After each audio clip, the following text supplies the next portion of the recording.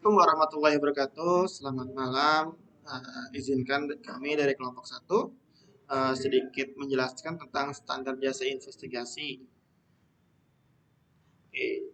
Cakupan standar jasa investigasi terdiri dari kerangka perikatan jasa investigasi, SJI 5100 yaitu tentang standar umum jasa investigasi, SJI 5200 tentang manajemen risiko, SJI 5300 terkait pemeriksaan investigatif, SJI 5400 terkait penghitungan kerugian keuangan, dan SJI 5500 terkait pemberian keterangan ahli.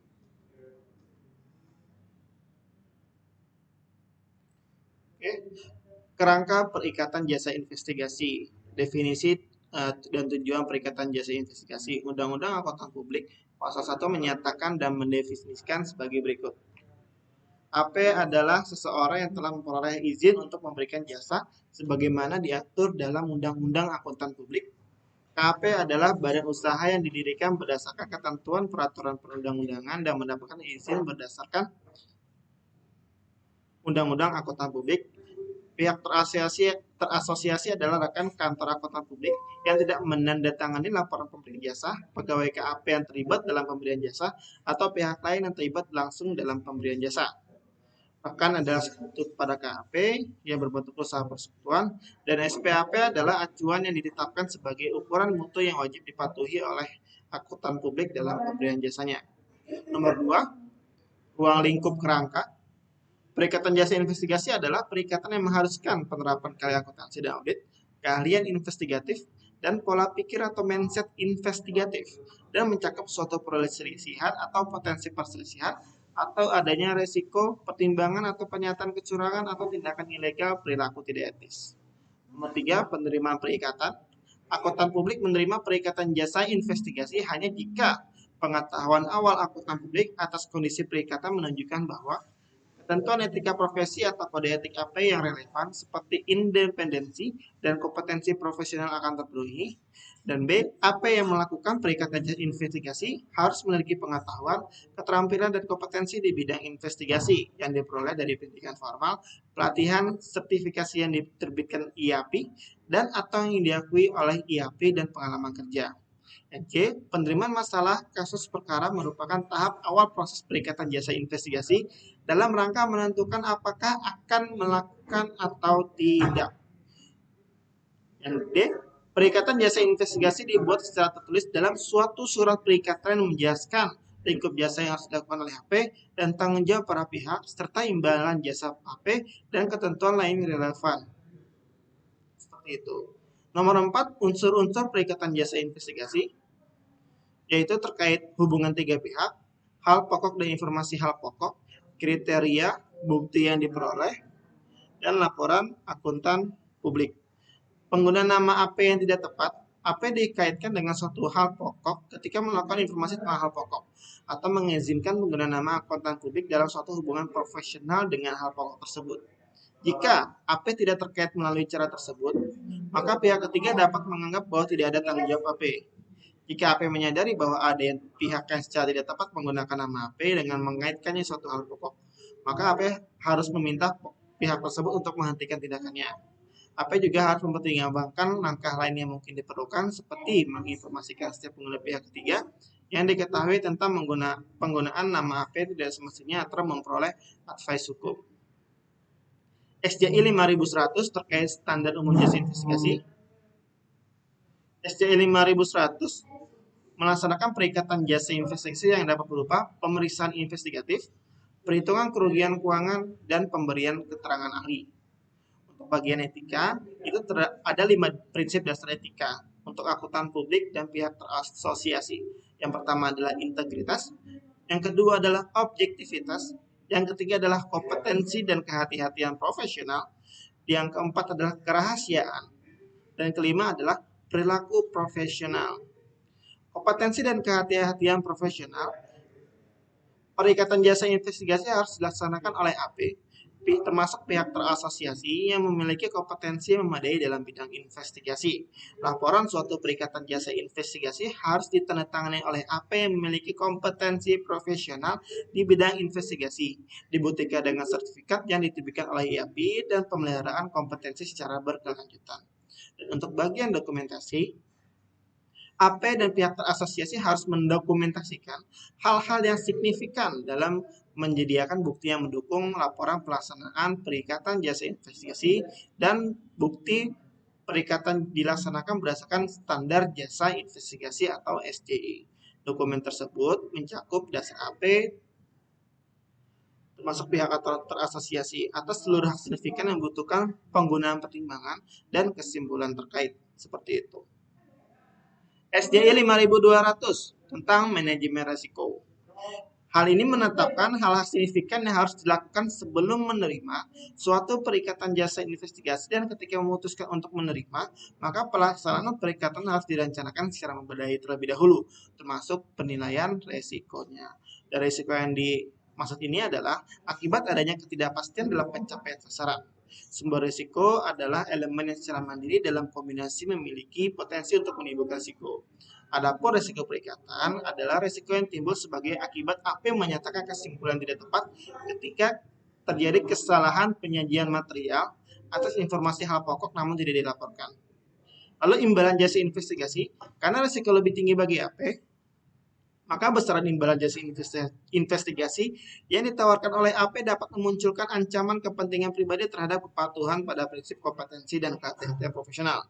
Jika imbalan ditawarkan sangat rendah, sehingga mungkin sulit untuk melakukan perikatan sesuai standar profesional dan standar teknis yang berlaku, serta berpotensi imbalan yang diperoleh tidak menutupi resikonya.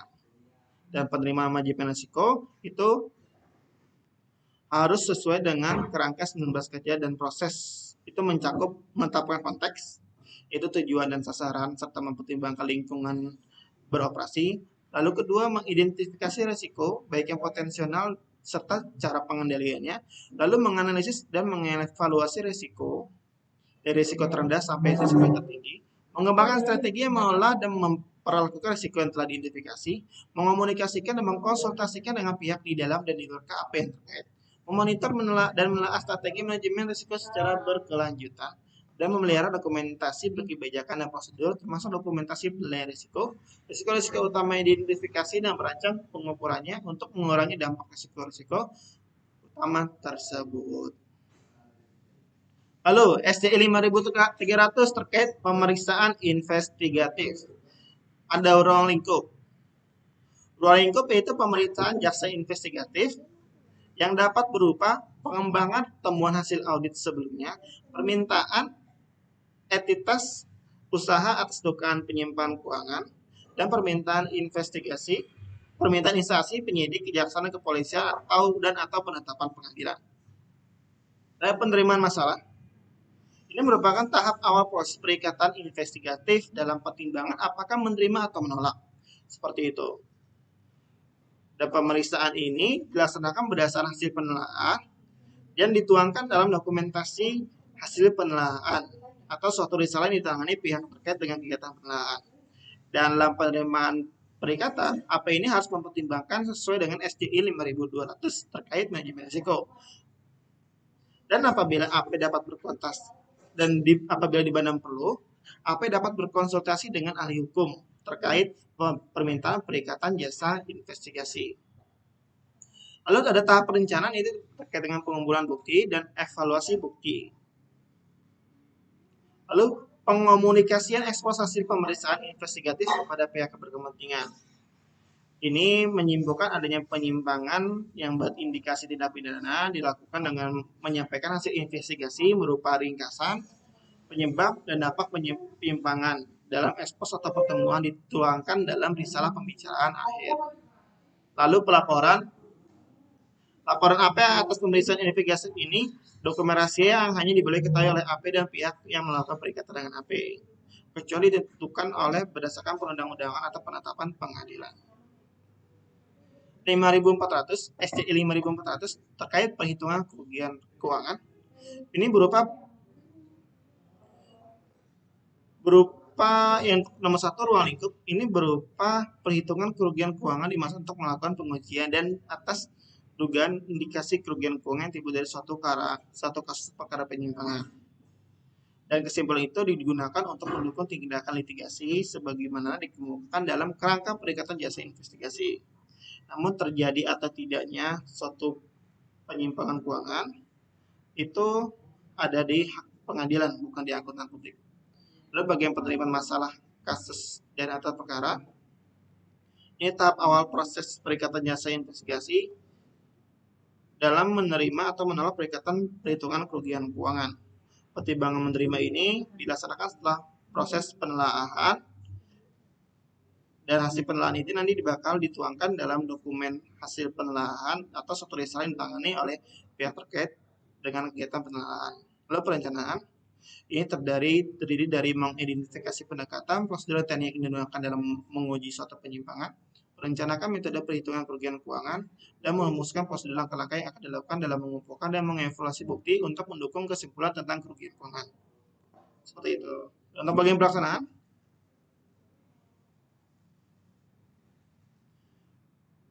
mencakup penelaahan dokumen, prosedur analitis, pengujian fisik, observasi, konfirmasi, wawancara, klarifikasi, dan rekonstruksi fakta berdasarkan bukti-bukti yang diperoleh. Lalu dan di bagian pelaporan, ini terdiri dari unsur-unsur yang terdiri dari laporan, pihak yang disetujui, suatu paragraf yang berisi pernyataan perikatan berdasarkan bahwa investigasi ini dilaksanakan berdasarkan standar jasa investigasi yang ditetapkan oleh IAP. Lalu suatu paragraf yang berisi pernyataan terjadi atau tidak terjadi suatu perbuatan penyimpangan keuangan atau melawan hukum.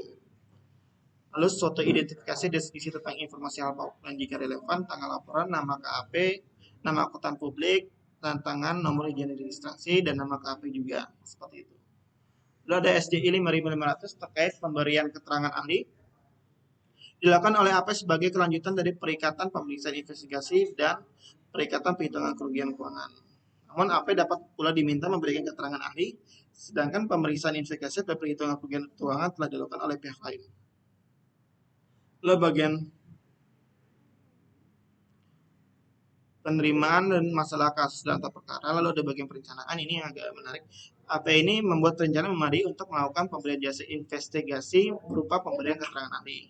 Perencanaan ini sesuai dengan STI 5200, 1300, 1400 dan dapat perlu diterapkan sepanjang relevan dengan jasa pemberian keterangan ahli.